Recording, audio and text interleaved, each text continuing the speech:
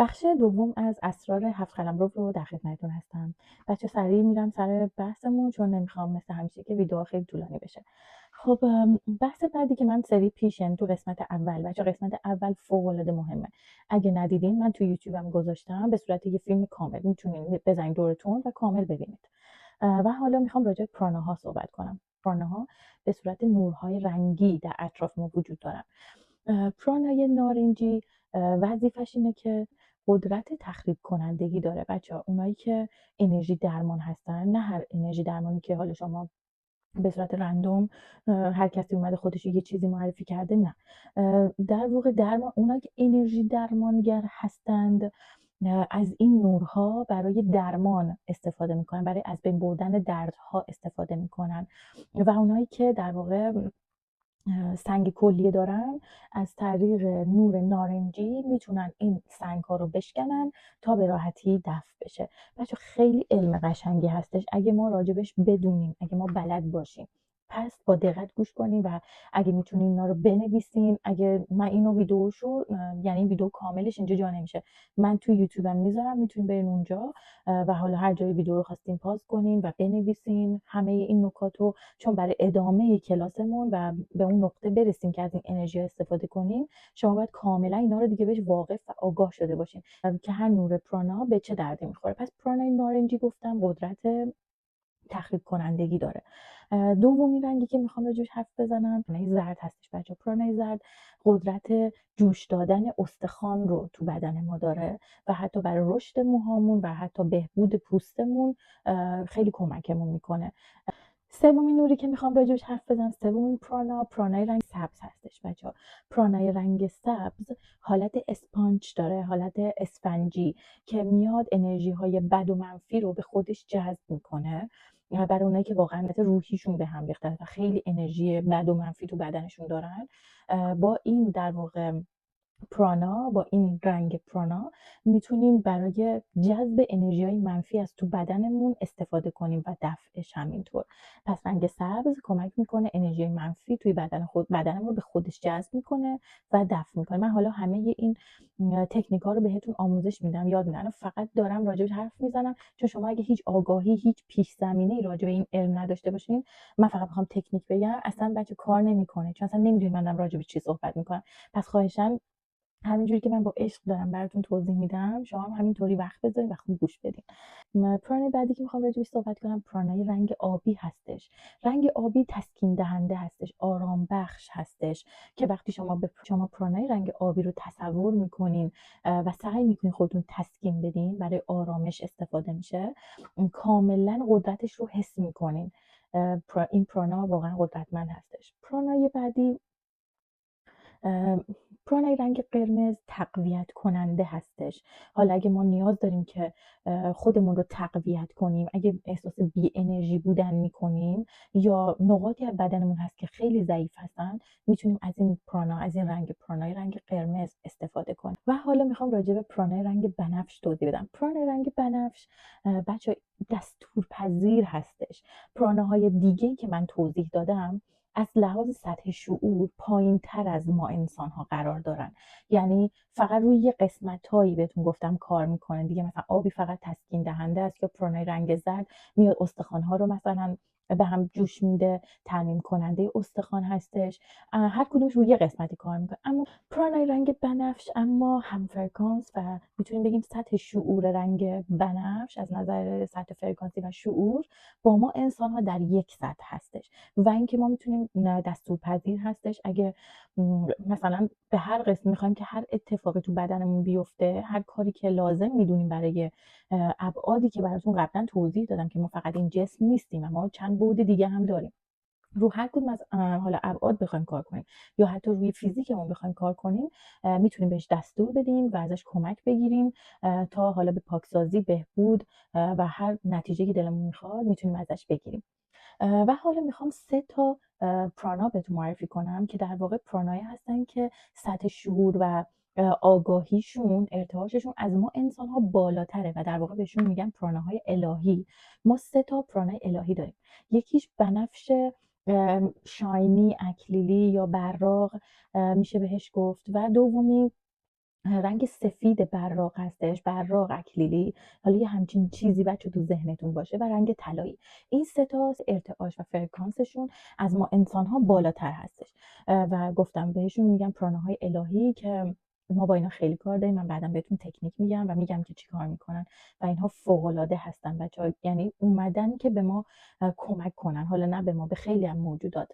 و اینکه ما وقتی به اینها آگاه میشیم آگاهانه ازشون کمک میگیریم برای بهبود سطح ارتعاش فرکانسی خودمون، روابط، مالی و همه چی رو در واقع بچه‌ها تمام ابعاد زندگیمون رو تحت تاثیر قرار میدن اگر بخوایم بتونیم درست ازشون استفاده کنیم. پراناهای الهی وظیفه‌شون اینه که پاکسازی فوق‌العاده عمیقی انجام میدن. حالا ما با از طریق در واقع رنگ‌های دیگه پاکسازی انجام میدیم، متعادل کردن در واقع چاکراهای خودمون، برای متعادل کردن چاکراهای خودمون ازشون کمک میگیریم. اما پراناهای الهی فوق‌العاده عمیق‌تر در واقع این کار رو بر ما انجام میدن که گفتم تمام ابعاد زندگیمون رو تحت تاثیر قرار میدن و ما نتیجهش رو توی تمام ابعاد زندگیمون حس میکنیم، متوجه میشیم. و یه توضیحی من راجع به رنگایی که بهتون گفتم، قرمز، آبی، زرد، سبز، این رنگایی که براتون توضیح دادم بچه به هیچ عنوان تو هیچ مدیتیشنی نباید به صورت یک قرمز پررنگ، آبی پررنگ، بنفشه پررنگ، زرد پررنگ، اصلا نباید سبز پررنگ، اصلا نباید اینجوری در واقع تصورشون کنیم. ما باید این رنگا رو انگار که با رنگ سفید ترکیب شده باشن و خیلی خیلی یه توناژ روشن تصورشون کنیم. مثلا شما سبز و یه رنگ فوق‌العاده سبز روشن باید تصور کنید. به هیچ عنوان نباید که سبز خیلی تیره چون آسیب میرسونه. یا مثلا من که رنگا رو بهتون گفتم، اصلا به هیچ عنوان نمیتونید رنگ قرمز رو توی چاکرا آجنا یا مثلا تاجیتون یا حتی توی چاکرا گلوتون نمیتونید تصور کنین، چون که پاکسازی که انجام نمیده هیچی، در واقع کلی هم آسیب بهتون میرسونه. یعنی آسیبایی که خیلی زمان میبره تا بهبود پیدا کنه، حتی گاهن حتی بهبود هم پیدا نمیکنه، یعنی زمان که میگذره بدتر هم میشه.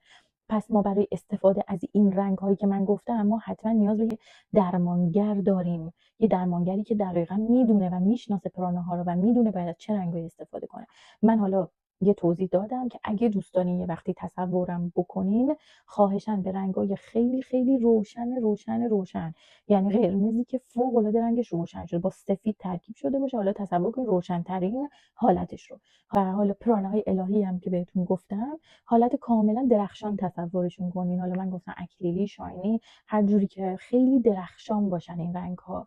و اون وقت پاکسازیشون رو وقتی پاکسازی ها رو انجام میدین بچه، بعد از یک هفته 2 هفته اصلا ورود ثروت، ورود عشق و محبت، ورود اصلا باز شدن درهای الهی رو به روی خودتون، به روی زندگیتون، وقتی که دارن عمیقا پاکسازی میکنن ابعاد شما رو، جسم شما رو و تمام چاکراهای شما رو، تمام درهای در واقع انرژیتیکی بدنتون رو، خودتون متوجه میشین و بعد متوجه میشین که چقدر اینا مهم بودن. و من به خاطر اینکه خیلی مهم بودن اومدم و رایگان تدریس میکنم تا همه اینا رو آموزش ببینن، چون اینهایی که من الان دارم راجبش باهاتون حرف میزنم بچه یه بودی از ما هستش که باید بلد باشیم، باید بدونیم و اگه ندونیم انگار هیچی از خودمون یاد نگرفتیم، انگار خودمون رو نشناختیم، اومدیم زندگی کردیم هیچی از خودمون نفهمیدیم و گذاشتیم رفتیم. و من به خاطر اینکه همه این فرصت رو داشته باشن که به صورت کاملا آگاهانه و به صورت کاملا حرفه‌ای، حالا پراناها، انرژی ها، ابعاد و چاکراهای خودتون رو آموزش ببینید. حالا میریم تو بحث چاکراها.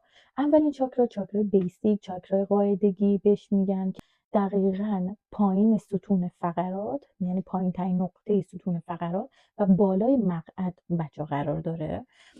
درست و دقیق این چاکرا که بهش چاکرا گفتم قاعدگی بهش میگن، چاکرای بیسیک بهش میگن.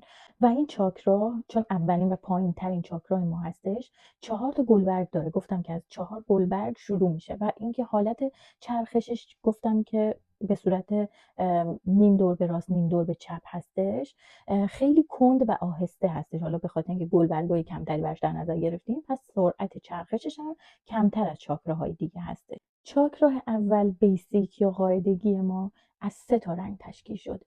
چاکراهای ما از چند تا رنگ تشکیل شدن بچه ها؟ رنگ قرمز، رنگ نارنجی و رنگ زرد. و دقیقا این چاکرا ارتباط مستقیم داره با بدن فیزیکی ما و مربوط میشه به خوردن آشامیدن و بقای ما، وجود ما، هست ما، اینکه ما زنده ایم و نفس میکشیم. گفتم این چاکرا ارتباط مستقیم داره به اینکه میخوای بگی من وجود دارم، اینکه پاهام مستحکمه بر روی زمین. و این چاکرا هر چقدر که درست کار کنه بچه، این چاکرا از نظر ما انسان ها خیلی بهش توجه خاصی میشه. علتش هم اینه که مربوط به درآمد ما، ثروت ما، پول ما، جا و مقام ما هستش روی زمین. و این چاکرا یا کمکاره یا پرکاره، اینا میشه در واقع مشکلاتی که اگه یه چاکرا داشته باشه، و یا متعادله. خب چاکرایی که متعادله یعنی ما خیلی حس خوبی به خودمون داریم و احساس خیلی شادابی بیشتری داریم، زندگی برامون معنا داره و اینکه به همه انسان ها علاقه داریم، به همه حیوانات علاقه داریم، دوست نداریم به کسی آسیب برسونیم و حسادت در ما کمتره یا وجود نداره، در حالت کاملا متعادل این چاکرا. اما چاکراهایی که حالا یه نفر مثلا فکر کنید چاکراش کمکاره، چاکرای کمکار باعث میشه که افسردگی توی افراد زیاد باشه. اونایی که افسردگی دارن، اونایی که به فکر خودکشی هستن، یعنی اصلا هیچ معنایی برای زیست خودشون پیدا نمیکنن و اصلا نمیدونن علتشون چیه که اصلا روی زمین هستن، و یا اگه خیلی حاد باشه حتی اقدام به خودکشی میکنن. این افرادی که در واقع کمکاری دارن تو این قسمت، این در واقع چاکرای ریششون که کمکار باشه، حالت افسردگی عمیق یا مثلا حالا افسردگی خفیف، اگه بستگی داره که این چاکرا چقدر در واقع بچه‌ها تعادلش به هم خورده باشه. و حالا اونایی که مثلا چاکراه پرکاری دارن، از کجا میفهمیم که چاکراشون پرکاره؟ اونایی که بچه خیلی جاه طلبن، یعنی توی دنیا فقط به فکر اینن چجوری پول و ثروت جمع کنن، چجوری به قدرت برسن، چی کار کنن که به اهدافشون برسن. حالا این وسط اگه لازم باشه کسی رو له کنن، به کسی آسیب برسونن، اصلا براشون مهم نیست. فوق العاده خودخواهن. این با اینکه مثلا طرف خودش رو دوست داره فرق میکنه ها، اینکه برای خودش ارزش قائل میشه، به خودش احترام میذاره، اصلا یه مقوله دیگه است. کسایی که فوق العاده خودخواه هستن، همه چیز رو برای خودشون میخوان دیگه. خب فکر کنم اینجور آدما رو خیلی زیاد تو زندگیمون دیدیم دیگه، خیلی آدمای خودخواه، خیلی آدمایی که بهمون آسیب میرسونن و خیلی بد رفتارن و اینکه اصلا همدلی بلد نیستن و وقتی که مثل خودشون با خودشون رفتار میکنی رهات میکنن و میذارن میرن. یعنی همچین آدمایین.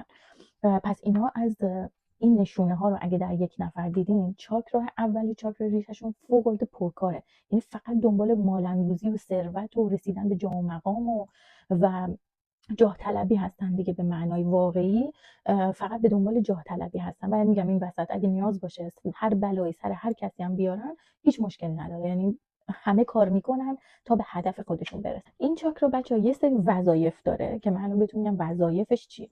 وظایف این چاکرا استخوان سازی هستش، رشد ماهیچه ها، قدرت بدنی دقیقا به همین چاکرا مربوط هستش، خون و خون سازی کلا مربوط به این چاکرا هستش، مغز استخوان، پوست و مومون در واقع، و تعادل رسوندن حرارت بدن. بعضیا دیدین فوق العاده بدن سردی دارن، بعضیا فوق العاده داغن و کلا کنترل متعادل کردن حرارت بدن، دمای بدن وظیفه این چاکرا هستش.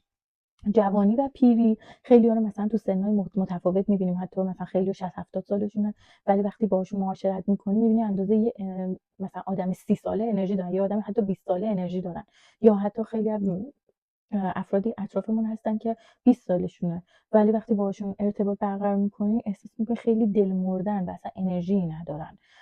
پس این احساس جوانی یا پیری، اینم بر عهده همین در واقع وظیفه همین چاکرا هستش.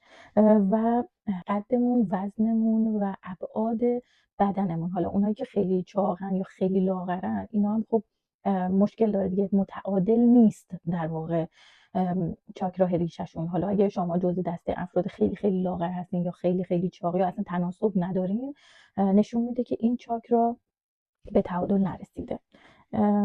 توان حرکتی، ضعف و قدرت توی بدن، اینا همش وظیفه چاکرا ریشه بود. پس متوجه شدین که فوق العاده این چاکرا مهمه، چون اصلا میشه در واقع بچه این چاکرا از وقتی که شما توی در واقع رحم مادرتون هستین و اینکه مادرتون چه حسایی رو اون دورانی که شما رو باردار بود، حاملگی مادرتون، تو اون دوران چه احساساتی رو داشت تجربه میکرد، چه عواطفی رو تجربه میکرد. خیلی مهمن، همه اینا روی این چاکرای شما تاثیر گذاشته. و حالتی که شما به دنیا اومدین، یعنی مثلا از طریق اینکه با دستگاه شما رو کشیدنتون بیرون، اینکه سزارین شده مادرتون، اینکه به صورت طبیعی شما به دنیا اومدین و طی اون مراحلی که داشتین به دنیا میومدین چه اتفاقایی براتون افتاده، همه اینا روی این چاکرا تاثیر گذاشته. تا 1 سالگی در واقع بچه‌ها، یعنی ما چه شیر خوردیم، شیر خشک خوردیم یا مادرمون از شیر خودش ما رو تغذیه کرده، پدرمون تو اون دوران به مادرمون چه احساسات و عواطفی داشته و مادرمون در واقع چه احساساتی رو، یعنی توی اون محیط، توی اون خونه ما چه احساساتی رو، چه عواطفی رو در واقع تونستیم از نظر انرژیتیکی از محیطمون، از روابط در واقع والدینمون به خودمون و به همدیگه که داشتن دریافت کنیم. و ما خیلی خیلی مهم بوده که اونها چطور به نیازهای ما پاسخ گفتن. یعنی زمانی که ما به مادرمون برای اینکه بخوایم چیزی بخوریم، حالا شیر بخوریم، چطور به نیاز ما در واقع جواب داده. آیا سر تایم همون موقع که گرسنمون شده به ما شیر داده یا نه؟ فکر کنید تو تایمی که بچه بودیم کلی گریه کردیم بعد بهمون توجه شده، یا نه ما به اندازه کافی از آغوش پدر و مادر، از توجه پدر و مادر در واقع استفاده کردیم، به موقع به تمام نیازهایی که ما داشتیم پاسخ گفته شده. هر نیازی که حالا تا 1 سالگی ما داشتیم، چه از نظر عواطف و چه از نظر نیازهای جسمانی ما که خودتون دیگه میدونین چه نیازهایی داشتیم. و اینکه خیلی مهمه که به اون نیازها، به همه نیازهای ما سر موقعش در واقع پاسخ داده شده باشه، که اگه نشده باشه، که توی 99% از ماها، حالا علاوه بچه به غیر از اینکه خانواده ما آگاه نبودن اصلا به این قضیه و هنوزم گفته میشه دیگه، میگه بچه رو بغلیش نکن، یعنی مثلا زیاد بغلش نکن. این به هم اینجوری به هم ادوایس میدن، دستشون واقعا در نکنه. و اینکه اگه گریه میکنه ولش کن، بزن اگه گریه کنه دیگه، وقتی میبینه بهش توجهی نمیشه دیگه کمتر گریه میکنه. دیگه ببینید چه بلایی داره سر چاکراه بیسیک و ریشه ما داره میاد. تو همون 1 سالگی هر بار که پاسخ نگرفتیم، وقتی به خانوادهمون، به احساساتشون، به عواطفی که نیاز داشتیم پاسخ گفته بشه نشده، و حتی مثلا نیاز به غذا داشتیم اما خب حالا مادرمون ممکنه سر کار بوده باشه، ممکنه یه پرستار از ما نگهداری کرده باشه، یا ممکنه از شیر، نمیدونم، شیر خشک یا شیر حیوانات متعوض در واقع ما رو تغذیه کرده باشن. همه اینا بلاک های انرژی ایجاد کردن توی چاکراه ما. بچه هایی که بیش فعال هستن در واقع چاکراه ریشهشون بچه پرکاره، این بچه ها دچار بیش فعالی میشن. من الان هر چاکرا رو در واقع دارم از چند تا بعد متفاوت براتون بررسی میکنم که شما دقیقا متوجه بشین چه مشکلاتی الان توی زندگیتون دارین تجربه میکنین و از کدوم یکی از چاکراهاتون داره نشأت میگیره. پس با دقت گوش کن. یه دونه از اول که همون بود جسمانیمون هستش که حالا من توضیح دادم مراحل دوران حاملگی مادرتون، وقتی که شما به صورت یک جنین بودین در واقع چه احساساتی رو تجربه کردین که از طریق مادرتون بوده و تو چه شرایطی در واقع بود مادرتون وقتی شما رو باردار بود، و تا 1 سالگیتون که چه اتفاقایی براتون افتاد و چطور این پروسه رشدتون رو طی کردین.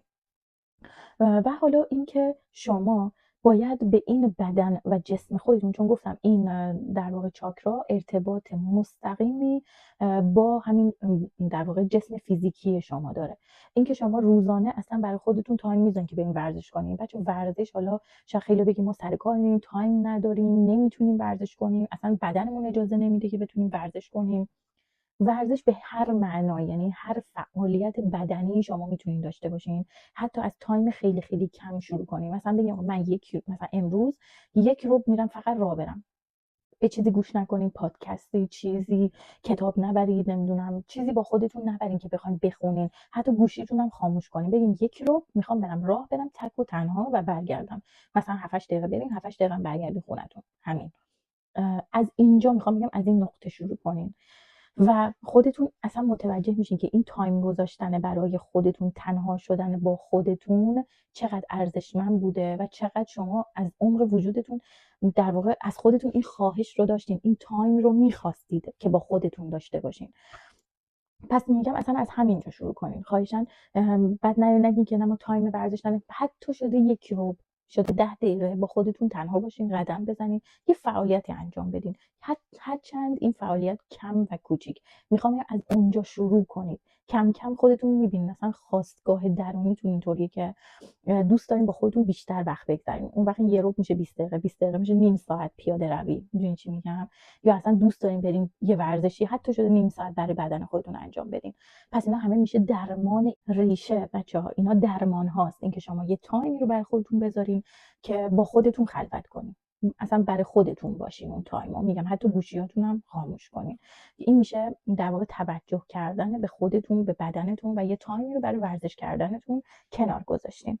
از بعد روانشناختی اینطوری هستش که بچه رابطتون رو با خانواده‌تون، با اعضای درجه 1 زندگیتون، اون مثل خواهر برادر، مثل پدر مادر، درجه 1 هستن. ارتباطتون با فرزندتون، اینا درجه 1 های زندگی شما. ببینید رابطتون با اینا چطوره. اگه رابطتون مشکل داره و رابطه درستی با پدرتون ندارین، رابطه درستی با مادرتون ندارین، با خواهر برادرتون ندارین و ازشون کلی خشم دارین، ازشون در واقع رنجیده هستین و نمیتونین ارتباط درستی برقرار کنید، این هم به خاطر اینه که این چاکرای شما درست کار نمیکنه و اینکه متعادل نیست. حالا باز ما مقاومت داریم، مقاومت ذهنی داریم، یعنی نه برادرم در حق من این کارو کرد، پدرم در حق من اون کارو کرد، مادرم با من همچین کاری کرد، من دیگه نمیتونم رابطه‌مو باشون درست کنم. بچه برای درمان این ریشه، چون این روابط کلا مربوطه، یعنی هر چیزی که الان بهتون توضیح میدم، میگم ورزش کنین، برای درمان این ریشه، برای اینکه به تعادل برسونید، برای اینکه به تعادل برسونین این در واقع چاکراتونو. پس خواهشاً گوش کنید. اگه رابطتون نمیتونین باشون رفت آمد کنید، یعنی میگه اصلا نباشن بهتره، وجودشون باعث ضرر و زیانه، اصلا وجودشون باعث میشه که حال منو بد کنه، مشکل نداره. سعی کنید که اون حسای منفی که ازشون دارین و اون خاطرات بدی که ازشون درون خودتون ذخیره کردین رو پاک کنین. این کاری که دیگه میتونین بکنین. اصلا نیاز نیست برین باشون حرف بزنین، اصلا نیاز نیست که بخواین رابطتون درست کنین. سعی کنین احساسات بد و منفی که توی خودتون بلاک شده و روی این چاکرای شما انسداد ایجاد کرده و اجازه نمیده برکت و ثروت سمت شما بیاد و پاک کنید. بشینید و این انرژی ها رو پاک کنید. حالا من جلوتر بهتون تکنیک میگم کلا برای پاکسازی کردن و برای به آرامش رسیدن و به تعادل رسوندن تمام چاکراهاتون. و این چاکرا بچه فوق‌العاده چاکراه مهمیه، یعنی شما باید از اولین چاکرا شروع کنین به پاکسازی و بیاین بالا. و اگه این چاکرا رو نتونین به تعادل برسونین، چاکرا دومم نمیتونین، چاکرا سومم نمیتونین، هیچ کدوم از چاکراها به تعادل نمیرسه. برای همینه که من دارم وقت میذارم برای هر چاکرا این همه توضیح میدم، از همه ابعاد داریم بررسیش میکنیم تا شما این در واقع ناخالصی ها، ناپاکی ها، همه این انسدادها رو بتونین برطرف کنین و بدونین که اصلا چرا دارین این کارو میکنین، نه که به کس دیگه ای دارین لطف میکنین. دارین این لطف رو به خودتون میکنین، دارین این انگار که دارین یه دارویی مصرف میکنین که حالتون خوب شه، دارین یه کاری میکنین که درای برکت و ثروت به روتون در واقع باز شه. پس خواهشاً دیگه فکر نمیکنم کسی توی دنیا باشه که نخواد کاری برای خودش بکنه. من اصلا با خانواده کاری ندارم، برای خودتون. خب حالا میریم وارد بحث، گفتم از طریق جسمانی، روانشناختی و روحانی در واقع میایم این رابطه چاکراها رو با این ابعاد بررسی میکنم. و از نظر روحانی بچه این که ما چقدر مسئولیت پذیر هستیم.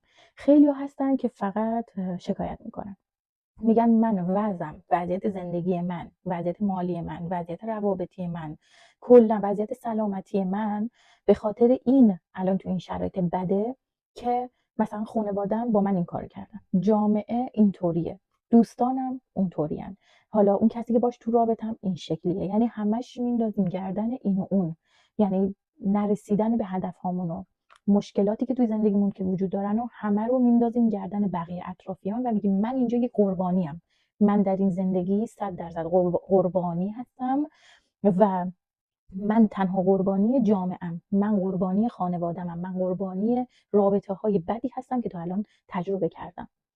میخوام بگم که اول از همه توی بچه‌ها هیچ کس، یعنی برای رسیدن به هر چیزی، به هر کجا، خب هر چیزی که درون ما وجود داره و ما میخوایم بهش برسیم، اول باید اینو قبول کنیم که ما چقدر برای رسیدن تلاش کردیم، ما چقدر با خودمون صادق باشیم و ببینیم تا الان چی کار کردیم برای اینکه به خواسته هامون برسیم. چقدر تلاش کردیم، چقدر زمان گذاشتیم. مثلا اگه قراره که یه ادیتور مثلا باشیم، بتونیم ویدیو ادیت کنیم، چند تا دوره رفتیم، چند تا کلاس ثبت نام کردیم، چقدر وقت گذاشتیم که اصلا اون دوره ها رو ببینیم، آموزش ببینیم. یا بریم نگاه کنیم تو کتابخونه تو چقدر کتاب خریدیم یا چقدر کتاب قرض کردیم، تا حالا چقدرشو خوندیم منصفانه. از اون همه کتاب مثلا 10% اون کتابا رو خوندین، یا اصلا تا حالا شده کتاب بخونین؟ اصلا شده که بخوایم بریم دنبال چیزی آموزش ببینیم، یاد بگیریم، یا فقط همیشه طلب داریم؟ یعنی همه چیز به ما بدهکارن، دنیا بهمون بدهکاره، پدر مادرمون به خاطر اینکه ما رو به دنیا آوردن بدهکارن تا آخر عمرشون. خواهر برادرمون حالا یا از ما بزرگترن یا از ما کوچیکترن، همیشه حق ما رو خوردن. مسئولیت هر اتفاقی که توی زندگیمون افتاده 100% خودمون باید قبول کنیم که خودمون بودیم، انتخاب‌های خودمون بوده، مسیری که خودمون تصمیم گرفتیم درش قدم بذاریم. شما هر جای زندگیت میتونی یه انتخاب جدیدی داشته باشی، میتونی مسیر جدیدی رو انتخاب کنی، میتونی بری دوره ببینی، آموزش ببینی، میتونی تایم بذاری، اصلا به یه آدم جدیدی تبدیل بشی. پس اول از همه خیلی مهمه که مسئولیت این که کجای زندگیت هستی و حتی چه اتفاقایی برای زندگیت افتاده، همه رو 100% خودت گردن بگیری. یعنی بگو من قبول میکنم که تمام انتخابات منو به اینجا رسونده، انتخاب در دوستان منو به اینجا رسونده، انتخاب در شغل من، انتخاب در رشته من، انتخاب در هر چیزی که تا حالا بوده، هر اتفاقی که افتاده خودم اجازهشو دادم، حالا یا از روی ناآگاهی که بعد فهمیدم که بهم آسیب رسونده، پس خودم هم دخیل بودم. پس خودم تو همه اینها، همه این اتفاقات هم دخیل بودم. میتونستم آگاهیمو بیشتر کنم، میتونستم بیشتر وقت بذارم فکر کنم و توجه کنم به نشانه هایی که وجود داره و یه راه بهتری رو انتخاب کنم. میتونستم از یه نفر که خیلی عالمتر، آگاهتر بوده حتی مشاوره بگیرم.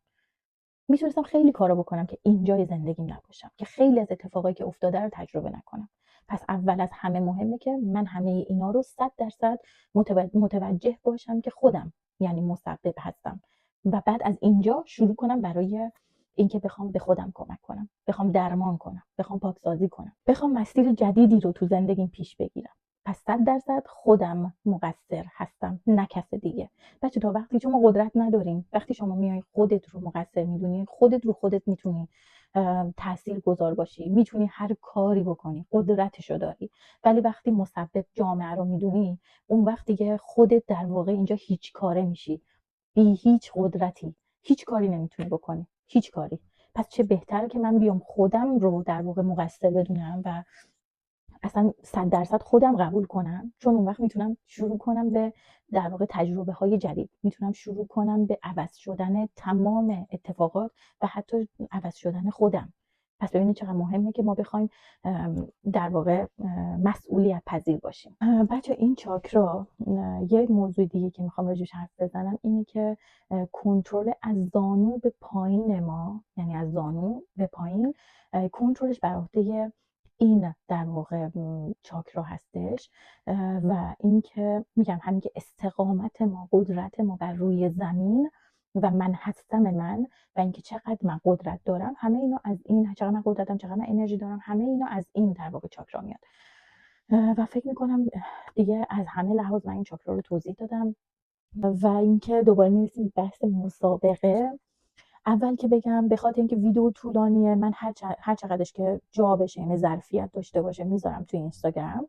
بقیهشو یعنی همین ویدیو رو به صورت کامل توی یوتیوبم میذارم که یعنی توی بایو هست، میتونین تپ کنید و برید خیلی راحت وارد یوتیوب چنلم میشین و این ویدیو رو به صورت کامل میتونین ببینین. حتی میتونین بذارین دورتون که خیلی سریعتر ببینین، حالا هر جوری که خودتون دوست دارین، چندین بار ببینین، جای نیاز پاس کنین بتونین بنویسین نکته ها رو و اینطوری خیلی بهتره. و دوست ندارم تیکش کنم و بیشتر گیج میشین. و اینکه بچه بازم پایین همین پست یا حتی توی یوتیوب چنلم هم میتونین کامنت بذارین و پایین همین پست 5 تا دوستاتون رو تگ کنید، کامنت بذارین، شیر کنین، لایک کنین حتما برای دوستانتونم بفرستید که اونا هم استفاده کنن. به 2 نفر این دفعه جایزه میدم، نفری 1,000,000 و امیدوارم که بچه‌ها، من حالا جایزه گذاشتم به خاطر اینکه بیاین و با عشق همه اینا رو گوش کنین، نکته برداری کنین و فکر کنم که دیگه الان متوجه شدین که اصلا این چاکراها یه موضوع خیلی سرسری و یه موضوع پیش پا افتاده نیست و خیلی عمیقه